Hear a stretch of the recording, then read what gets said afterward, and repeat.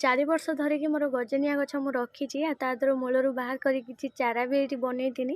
ଚାରାଟା ଯେତେବେଳେ ମୁଁ ବନେଇଥାଏ ନା ସେତେବେଳେ ମୁଁ ଏଇ ମାଟି କୁଣ୍ଡର ବ୍ୟବହାର କରେ, କାହିଁକିନା ମାଟି କୁଣ୍ଡ ଚେରକୁ ଥଣ୍ଡା ରଖିବା ସହିତ ରୁଟ୍ର ଡେଭଲପ୍ ବହୁତ ସ୍ପିଡ଼ି କରେ। ତ ବହୁତ ଜଣ ଏଇସବୁ ଚାରା ବର୍ଷ ବର୍ଷ ଧରି ରଖିବା ପାଇଁ ବହୁତ ଜଣ ମାନେ ପ୍ରୋସେସଟା ମୋତେ ପଚାରିଲେ, ତ କମେଣ୍ଟ ଦ୍ୱାରା ବହୁତ ଜଣ କହୁଥିଲେ।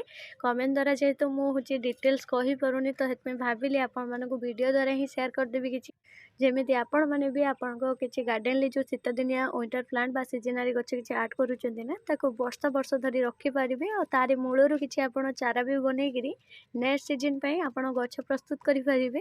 ତ ଇଏ ଥିଲା ମୋର ଗଜନିଆ ଗଛ। ଆଉ ଗଜନିଆ ଗଛଟା ମୁଁ ମାଟି କୁଣ୍ଡରେ ଯେଉଁ ଭର୍ତ୍ତି କରିଥିଲି, ତ ତା ପାଖରେ ସବୁ ଗଛ ଗୁଡ଼ାକ ସବୁ କିଛିଟା ଧଳା ଗେଣ୍ଡୁ ଚାରା ଆଉ କିଛିଟା ମୋର ନାଲି ଗେଣ୍ଡୁ, ଯେଉଁଟାକି ଆମେ କଟିକି କହନ୍ତି, ଆଉ ବାକି ହେଉଛି ମୋର ହଳଦିଆ ରଙ୍ଗର ଗେଣ୍ଡୁ। ଏସବୁକୁ ଡାଳ କିଛି ପୋତି ଦେଇଥିଲି, କାହିଁକିନା ଚାରା ବନେଇବା ପାଇଁ ଏମିତିକା ମାଟି କୁଣ୍ଡ ଯେହେତୁ ଦରକାର, ସେଥିପାଇଁକା ଯାହା ଯେତେବେଳେ ମୁଁ କିଛି ଚାରା ପାଇଥାଏ ଏମିତି ମାଟି କୁଣ୍ଡରେ ହିଁ ଚାରା ବନେଇଥାଏ, ଯେଉଁଟାକି ଚାରାର ଗ୍ରୋଥ୍ ବହୁତ ଜଲ୍ଦି ହେଇଥାଏ ଆଉ ଝାଉଁଳିବାକୁ ବି ଦିଏନି ଥଣ୍ଡା ପାଇକିରି। ତା ଛଡ଼ା ଏବେ ଶୀତ ଦିନ ଆପଣ ଯେକୌଣସି ଡାଳ ବି ପୋତି ଦିଅନ୍ତୁ ବହୁତ ଆରାମସେ ଲାଗିଯିବ। ତ ଏଇଠି ମୁଁ କଦଳୀ ଚୋପାର ବ୍ୟବହାର କରିଛି। ତ ପ୍ରଥମେ ମାଟି ଖୋସେଇ ଦେଲି, ମାଟି ଖୋସେଇ ସାରିଲା ପରେ କଦଳୀ ଚୋପା ଆପଣ ଫର୍ଟିଲାଇଜର ଫ୍ରେମ୍ରେ ବନେଇକି ଦେଇପାରିବେ। ମୁଁ ଏଇଟା 2 ଦିନ ପୂର୍ବରୁ ଭିଜେଇଥିଲି କଦଳୀ ଚୋପା ଆଉ କିଛି କଦଳୀ ଖରାପ କଦଳୀର ଚକଟା।